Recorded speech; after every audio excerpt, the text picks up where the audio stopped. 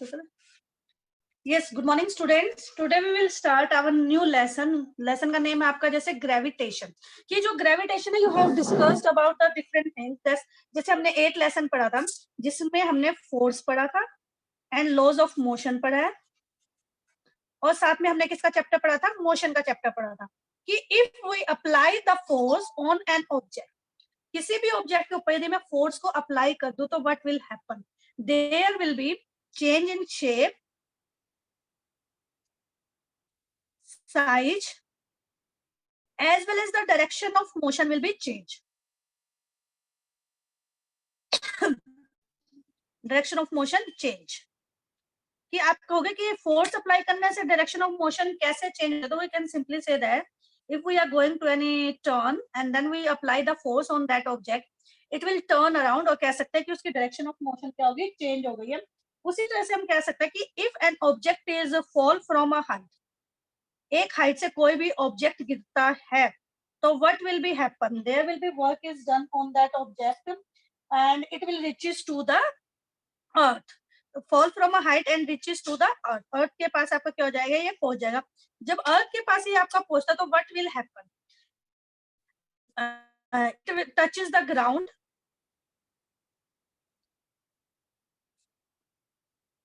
and gain energy. और energy gain कर लेता है. जिस एनर्जी को हमने डिस्कस किया था, that energy is known as your potential energy. And all the planets, जितने भी प्लैनेट्स है, revolves around the sun. Sun के चारों तरफ चक्कर लगाते हैं. उसी तरह से moon revolves around the earth.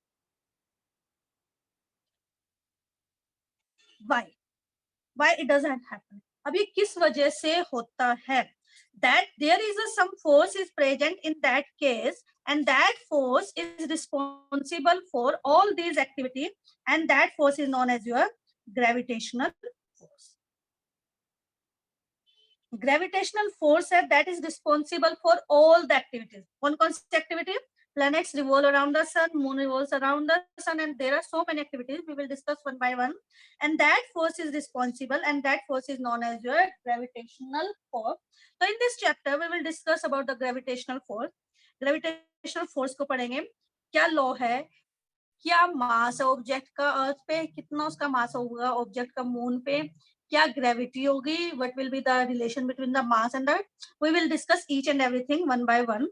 First of all, we will discuss about the gravitation. कि जो आपका फर्स्ट टॉपिक शुरू होता है ग्रेविटेशन, उसके बारे में हम डिस्कस करेंगे कि when an object, कि ये कोई भी ऑब्जेक्ट है, it will be thrown upward. मैंने इसको क्या किया? अपवर्ड डायरेक्शन में किया. जैसे अपवर्ड डायरेक्शन में किया, it will reaches to a certain height. एक सर्टेन हाइट पे क्या करेगा? ये पहुंचेगा and after that it will falls down. और उसके बाद क्या हो जाएगा? ये नीचे गिर जाएगा. यस और नो? कभी भी कोई भी चीज को हम ऊपर नीचे से ऊपर फेंकेंगे एक सर्टेन हाइट पे गया और एक सर्टेन हाइट के बाद वो रुका और रुक के आपका क्या पहुंच गया? जमीन पे पहुंच गया. Why it is so? किस वजह से होता है? Why it is not stand और stationary at that fix position? उस पोजीशन पे क्यों नहीं रहता? ये हम डिस्कस करेंगे. जो आपका साइंटिस्ट था Newton, Isaac Newton, was there and just sat on the under the apple tree. एक एप्पल आई और उसके सर के ऊपर आके गिरी. and what he thought that कि due to some reason why this apple does not move, why this apple does not move in upward direction. ये upward direction में क्यों नहीं मूव की? why it falls down? These two questions comes in the mind of the Newton and gave an idea that each and every object is attracted towards the earth by a force. कि ऐसे कोई ना कोई force है. A force is there which attract each object towards earth. जो हर object को कहाँ पे अट्रैक्ट करने की कोशिश करते हैं, अर्थ पे अट्रैक्ट करने की कोशिश करते हैं, जिसकी वजह say that Apple will falls down. Is Apple attracts the earth?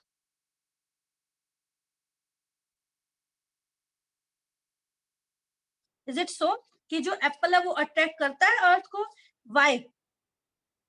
Moon revolves around the sun, sorry earth.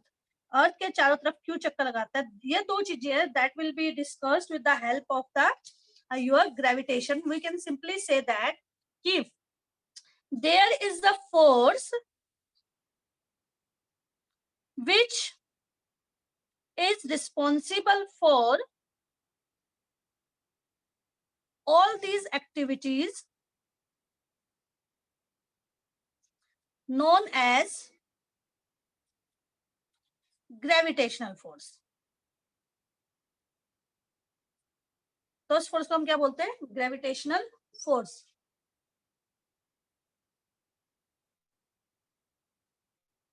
Yes, yesterday you read that, but some of the students are there who didn't read this topic. So I have started this again. इसलिए मैंने इसको दोबारा से शुरू किया है कि कुछ स्टूडेंट्स उन्होंने नहीं किया हुआ. तो there will be some requests from that side. तो all these activities known as your gravitational force. क्योंकि ग्रेविटेशनल फोर्स की वजह से ही हर चीज, चाहे वो एप्पल है वो अर्थ की तरफ अट्रैक्ट होती है, मून है वो जो उसके चारों तरफ चक्कर लगाता है. तो व्हाट डज इट मीन? अब there is a force of attraction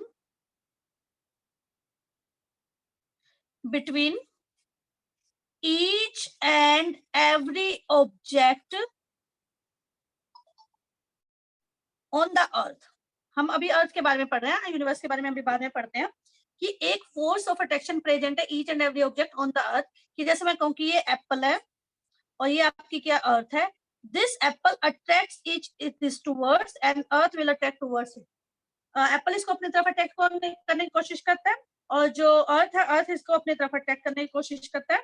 तो जो अर्थ है, अर्थ का मास क्या है? भोजन. और जो एप्पल का मास है that is negligible as comparison to earth. Earth के कंपैरिजन में इसका मास क्या है? बहुत कम है. और according to second law of motion F is equal to ma. According to Newton's second law of motion, F is equal to ma. So what is this? There is the force of attraction present between them. कि उनके बीच में एक force of attraction present है, that will be known as your F is equal to ma. And जैसे मैंने बताया F is equal to ma, right? कि earth की भी अपनी force of attraction है जिससे वो एप्पल को अपनी तरफ खींच रही है. एप्पल की भी अपनी फोर्स ऑफ अट्रैक्शन है जिसकी वजह से वो अर्थ को अपनी तरफ खींचने की कोशिश करती है. अब देखिए, mass is inversely proportional to acceleration, right? Mass किसके इनवर्सली प्रोपोर्शनल है? एक्सीलरेशन के इनवर्सली प्रोपोर्शनल है. तो किसका मास ज्यादा है? अर्थ मास इज मोर. अर्थ का मास है वो सबसे ज्यादा है, तो उसकी जो एक्सीलरेशन है वो नेग्लिजिबल होगी as comparison to the apple. Apple के कंपैरिजन में क्या होगी? कम होगी. ठीक है? दैट्स वाई जो एप्पल है moves towards अर्थ, तो वो किसके तरफ चक्कर लगाती है? अर्थ के पास गिरती है. तो we can simply say that कि अर्थ की तरफ आई और कहेंगे कि स्पीड या एक्सेलरेशन या velocity that is more and fall on earth, falls on earth. तो वो किस पे गिर गई? आपकी अर्थ पे गिर. अंडरस्टैंड?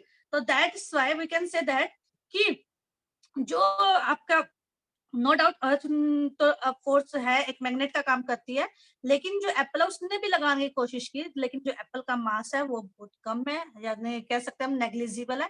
तो उसके द्वारा जो फोर्स लगाई जाएगी दैट इज आल्सो नेग्लिजिबल, और इस वजह से वो उसकी तरफ अर्थ एप्पल की तरफ अट्रैक्ट होती है, लेकिन जो एप्पल है वो किसकी तरफ अट्रैक्ट हो जाते हैं? अर्थ की तरफ अट्रैक्ट हो जाते हैं और वो उस पर गिर जाते हैं. अब हम बात करें मून एंड अर्थ. अब हमने कह दिया कि एप्पल का तो जो मास है वो मून के कंपैरिजन में क्या है? कम है. Yes, every object have the force of attraction is there. बस वो किस पर डिपेंड करेगी, उसके मास और एक्सेलरेशन पर डिपेंड करेगी। जो मैंने अभी बताया था कि एप्पल का जो मास है वो बहुत कम है, तो उसका एक्सेलरेशन बहुत ज्यादा होगा।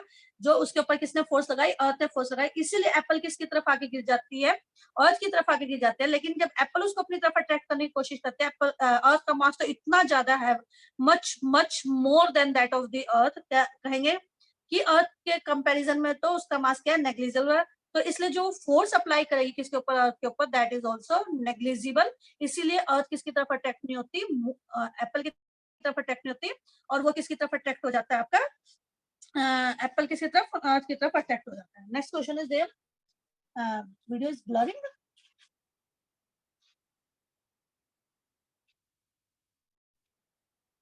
बेटा मेरी साइड से तो ब्रेक ही नहीं है, and it is don't stop. Okay, तो now we will discuss about the moon and the earth. अब मान लो मैं मून का मास कहूं, that will be around 10⁻22 kilogram, और जो अर्थ का मास है देन इट इज 10⁻24 ग्राम। ये आई थिंक 6 पॉइंट समथिंग होता है, और ये 7.4 इंटू समथिंग लाइक दैट। तो जस्ट सिंपली कह के हम इतना मास है, तो we can not neglect, can't neglect mass of moon as comparison to earth. Earth के कंपैरिजन में मैं इसके मास को क्या नहीं कर सकती, नेग्लेक्ट नहीं कर सकती। अब जब मैं इसका मास नेग्लेक्ट नहीं कर सकती, तो moon try to attract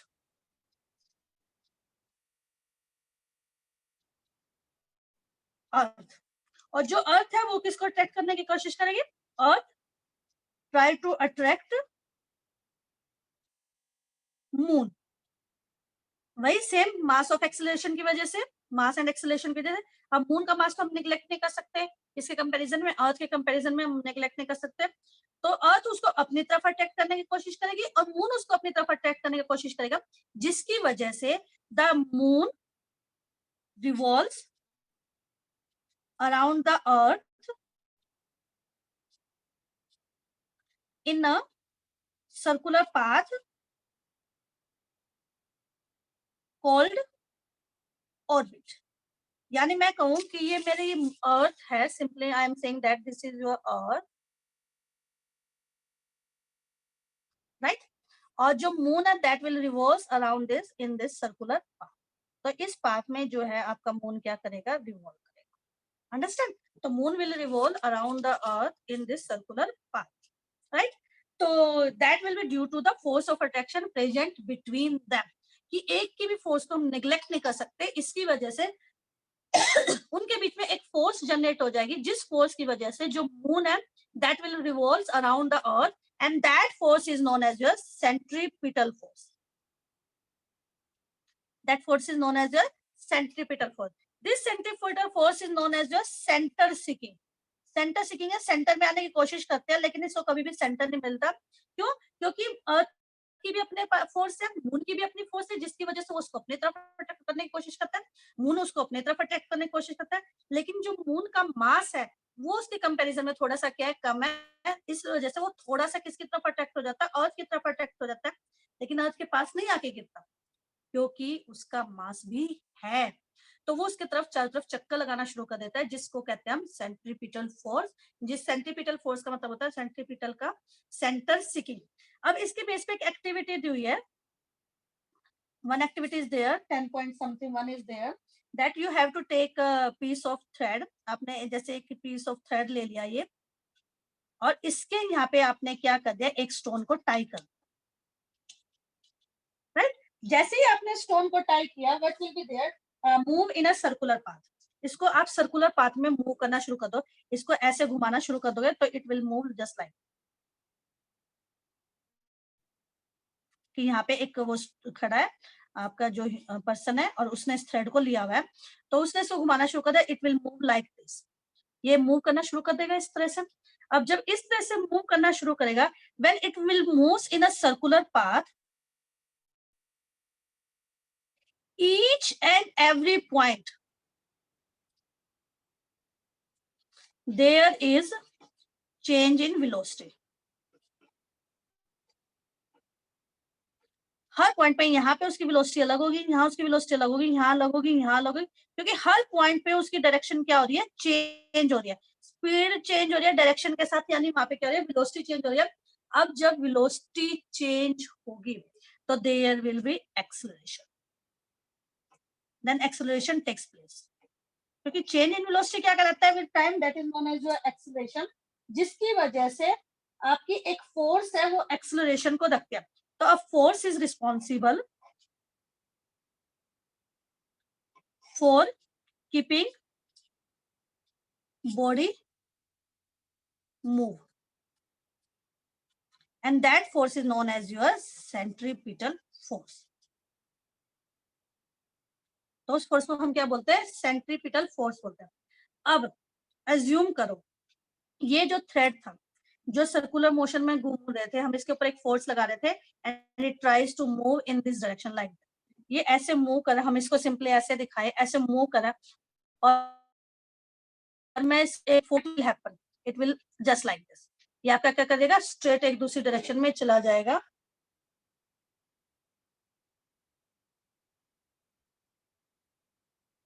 clear नहीं दिख रहा बेटा, क्या बोलूं मैं आपको, maybe some network problem is there, I am just trying to show you कि जैसे ही आपने उसको सर्कुलर मोशन में मूव किया, what will happen, and you applied the force on that, जैसे ये एक चीज है, कोई भी आपकी सर्कुलर मोशन में क्या कर रही है, मूव कर, राइट, तो जैसे ही आपके सर्कुलर मोशन में मूव करा था ये thread, you applied the force, and when you applied the remove the force, it will move like this, ये इस डायरेक्शन में क्या कर जाएगा, आपका मूव कर जाएगा, कब, व्हेन फोर्स इज रिमूव्ड, जब मैंने इसमें से क्या कर दी, फोर्स को रिमूव कर दिया। जब फोर्स को रिमूव किया, व्हाट डज इट मीन कि no centripetal force,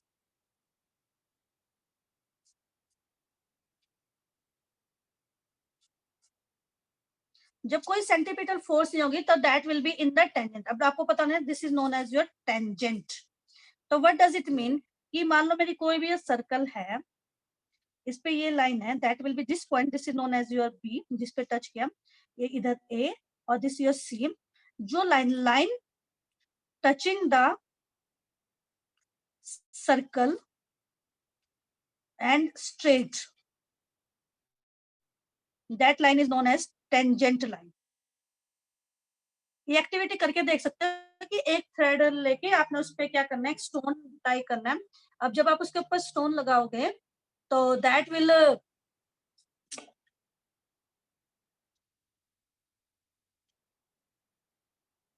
centripetal, PITAL, PETAL, centripetal, I have written the spelling CENTRIPETAL, centripetal, right, centripetal force।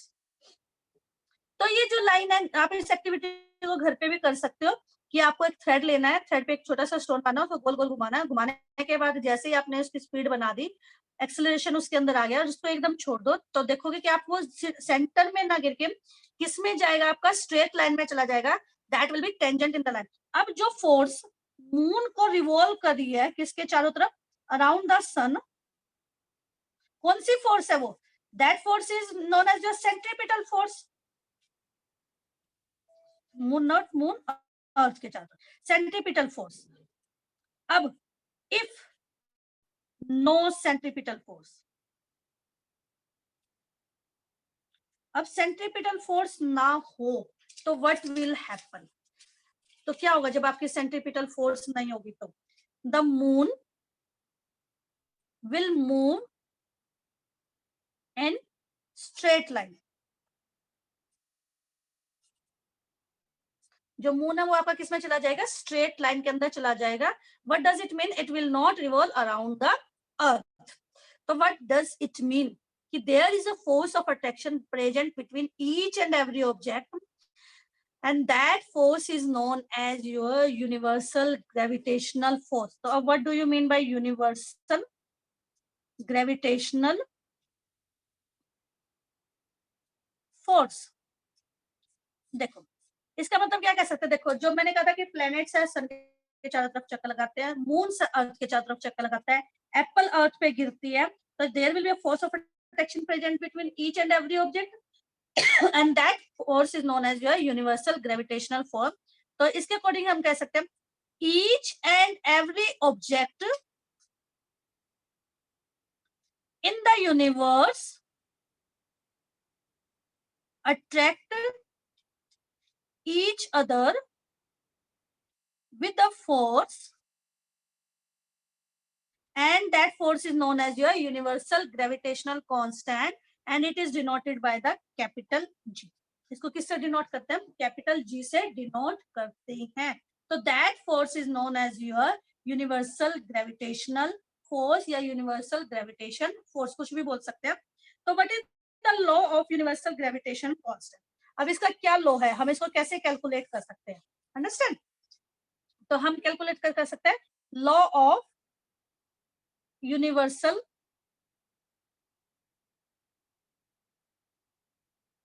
Sun in a straight line नहीं बेटा, मैंने बोला है moon will move in a straight line.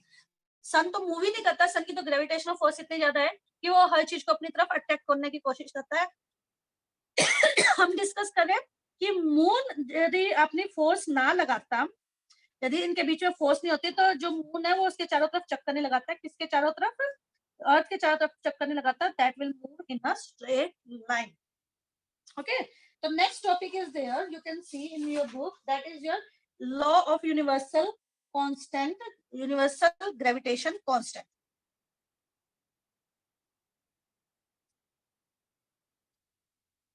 इस के according मैंने क्या कहा, each and every object in the universe attracts each other with a force and that force is known as your universal gravitation constant. For example, if we are having the two objects, मान लो मैंने ये दो object लिया है, ये object मेरा A है, right, और जो मैंने दूसरा ऑब्जेक्ट लिया है ये क्या है आपका B है। अब देखो मैंने इनके साइज में भी फर्क बताया, तो इसका मास कितना हो गया, m1 हो गया, और इसका मास कितना हो गया, m2 हो गया। आप सिंपली इसको कैपिटल M भी लिख सकते हो, इसको स्मॉल m भी लिख सकते हो। तो capital M means mass of earth और small m means mass of object. आपका भी मास हो सकता है, मेरा भी हो सकता है, या किसी ऑब्जेक्ट का भी मास हो सकता है, किसी का भी मास हो सकता है। और ए आपका ही हो गया, there is the distance between them, ये इनका सेंटर है, इसके बीच का जो डिस्टेंस है that is known as your D. तो D is the distance between two objects, right? Up there, according to universal gravitation constant, there is a force of attraction present between them. दोनों के बीच में एक force of attraction present है, that will be denoted by F. F से मान लो मैं इसको डिनोट कर दूं, तो F is directly proportional to M and M, यानी प्रोडक्ट ऑफ देयर मासेस, यानी दो ऑब्जेक्ट है तो दोनों के मास के क्या होगा, बराबर होगा, and inversely proportional to the square of the distance between them. Square of the distance simply हम इसलिए कह सकते हैं, ये ऑब्जेक्ट इसको अपनी तरफ अटैक करने की कोशिश कर रहा है और ये वाला ऑब्जेक्ट इसको अपनी तरफ अटैक करने की कोशिश कर रहा है, तो we can simply say that square of the distance between them, this is equation 1, this is equation 2। तो we can simply say that from equation 1 and 2, तो F is equal to M M upon में D square, हम सिंपली ऐसे लिख सकते हैं D square. अब ये जो यूनिवर्स कांस्टेंट है ये आपको हटाना है, तो F is equal to G M M upon में डी स्क्वायर, राइट। अब आपको पता होना चाहिए कि ये G है क्या, this is known as constant of proportionality,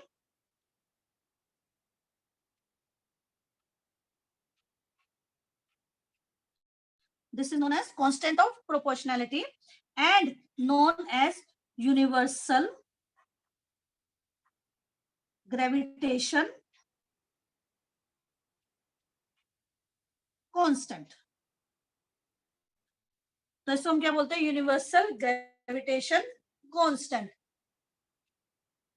right. अब what is the value of the G, we can calculate very easily and that can be calculated by just applying the cross multiply or we can calculate the units। अब जैसे हम simply कहें, I will send you the pages of pics of these pages, जैसे मैंने कहा है कि F is equal to G M m upon में d स्क्वायर, राइट, ये लिखा है। अब g is equal to f d square upon में m और m1 m2 लिख लीजिए या ये लिख लीजिए, कोई दिक्कत नहीं है। Force will be in newton, force को तो हम किस में डिनोट करते हैं, न्यूटन में। डिस्टेंस को हम किस में करते हैं, मीटर में। तो स्क्वायर है तो मीटर स्क्वायर हो गया, राइट।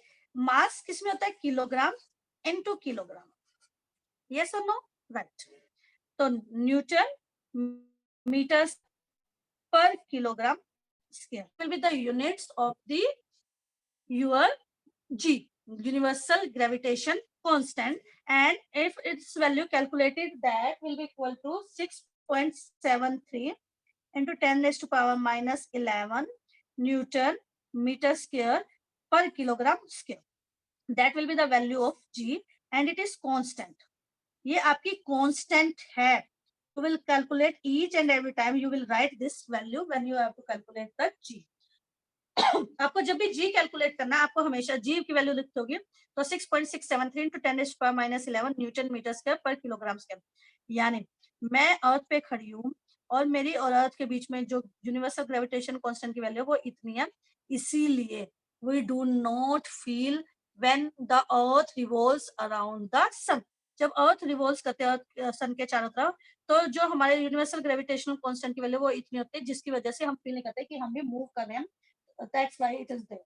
अब इसी के बेस पे एक न्यूमेरिकल दिया हुआ है 10.1 न्यूमेरिकल है कि the mass of the earth, m लिख लो या कैपिटल m लिखो या लिखो, that will B 6 into 10 raised to power 24 kilogram. mass of the moon, that will be 7.4 into 10 raised to power 22 kilogram. If the distance between them, that will be 3.84 into 10 raised to power 5 kilometer. And g, you have to calculate the force present between. आपको force निकालनी है और g की value दी है 6.673 into 10 raised to power minus 11 newton metre square per kilogram square, right. अब आपको ये सारी दी है, अब ये किस में दिया हुआ है, किलोमीटर में, और यहाँ पे हमारी यूनिट्स किस में है, मीटर में। तो आप किस में चेंज करोगे, इसको into 10 raised to 1000 से क्या कर दो, मल्टीप्लाई कर दो, तो 3.84 into 10 raised to power 8 metre, metres में निकल गए। अब according to the formula F is equal to G m upon में d square, so you can simply write down this equation, and G कितना आपका 6.673 into 10 raised to power minus 11, m की value कितनी दी है 6 into power 24 into 7.4 into 10 raised to power 22 divided by में 3.84 into 10 raised to power 8 का whole square, right. ये आपको क्या दी है, गिवन दी है। तो you have to calculate the force of attraction present between them. Simply आपने इसको तरीका 6 करने का, इजी करने का है 6.673 into 6 into 7.4 साइड में रखिए, और ये डबल है तो 3.84 into 3.84 into 10 raised to power 16, 8 2 16 हो गया आपका, into 10 raised to power। अब देखो 24 plus 22 कितना होता है 46, 46 माइनस ये करोगे तो कितना हो जाएगा 35। अब इसको 6.673 into 6 into 7.4 into 3.84 into 3.84 into 10 raised to power 35 into 10 raised to power minus 16। अब ये देखिए आपका यहाँ पे क्या था, ये प्लस में थी, ऊपर जाके किस में होगी आपकी माइनस में चेंज होगी, एंड तो you can calculate 6.673 into 6 into 7.4 divided by 3.84 into 3.84 into 10 raised to power 19, और ये किस में निकलेगी, न्यूटन में। तो when you will calculate the value, that will be comes out to be 20.1 into 10 raised to power 19 Newton.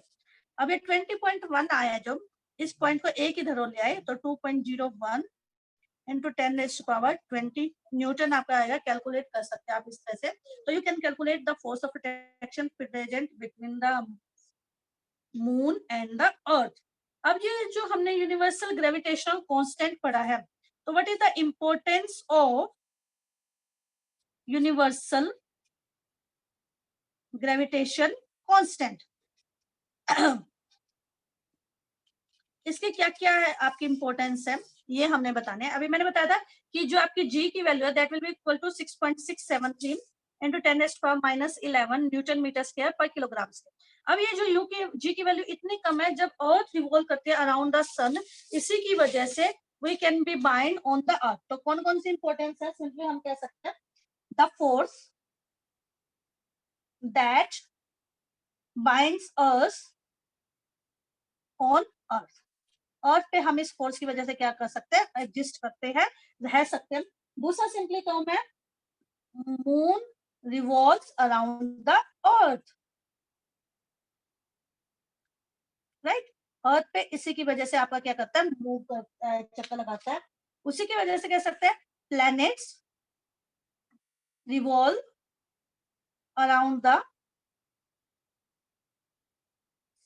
सन।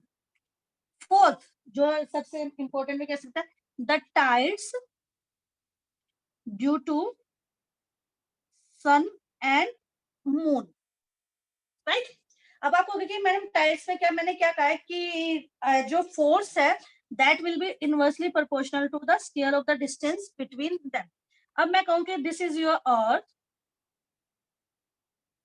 ये आपकी क्या अर्थ है, और the sun moon revolves around that in this way. अब यहाँ पे मून होगा तो इसका डिस्टेंस अलग होगा, यहाँ से यहाँ अलग होगा। अब जब यहाँ पे आ गया the distance is very less, तो एक ऐसी पोजीशन होगी रिवॉल्व करते वक्त व्हेन डिस्टेंस इज लेस। जब डिस्टेंस कम होगा तो जो फोर्स ऑफ अट्रैक्शन है वो क्या हो जाएगी? बढ़ जाएगी। तो मून किसको अपनी तरफ अट्रैक्ट करने की कोशिश करेगा? अर्थ को अपनी तरफ अट्रैक्ट करने की करेगा। अर्थ तो नहीं हो सकती, तो जो उसमें पानी है that will move towards the moon, और उसी की वजह से आपके क्या आते हैं? टाइड्स आते हैं। सेम कब? जब आपका जो सन के चारों तरफ अर्थ चक्कर लगाते हैं, तो एक ऐसा टाइम आएगा जब सन के वो क्लोजर होगी as comparison to the other distance, तो उस टाइम भी इसी की वजह से आपके क्या आएंगे? टाइड्स आएंगे। जो रात को आते हैं वो मून की वजह से आते हैं, और जो दिन में आते हैं वो किसकी वजह से आते हैं? सन की वजह से आते हैं। That is the importance of your, simply we can say that कि the universal gravitation constant. Next topic is your free fall, and we will discuss that free fall in your next class, जिसमें हम small G जो gravity, acceleration due to gravity, and capital G दोनों के बारे में क्या करेंगे? Value बताएंगे कि what is common in between them, और how can we calculate the value of जी, जो मैं आपको बार बार बताती हूँ कि 9.8 मीटर पर सेकंड स्क्वायर आ रही है। वो कैसे 9.8 मीटर पर सेकंड स्क्वायर आती है, वो सारी की सारी हम क्या करेंगे? वन बाय वन क्या करेंगे? डिस्कस करेंगे in the next class. Why are the tides are important? बेटा टाइड्स इसलिए इंपॉर्टेंट होते हैं कि इन्हीं टाइड्स की वजह से कई बार क्या होते हैं? इलेक्ट्रिसिटी बनाए जाते हैं। जितने ज्यादा हाई टाइड्स होंगे तो electricity can be form due to these tides, and that energy is known as your tidal energy, and that tidal energy changes into the electrical energy, right. तो इलेक्ट्रिसिटी बनाने के लिए भी ये टाइड्स होते हैं आपके इंपॉर्टेंट होते हैं। ओके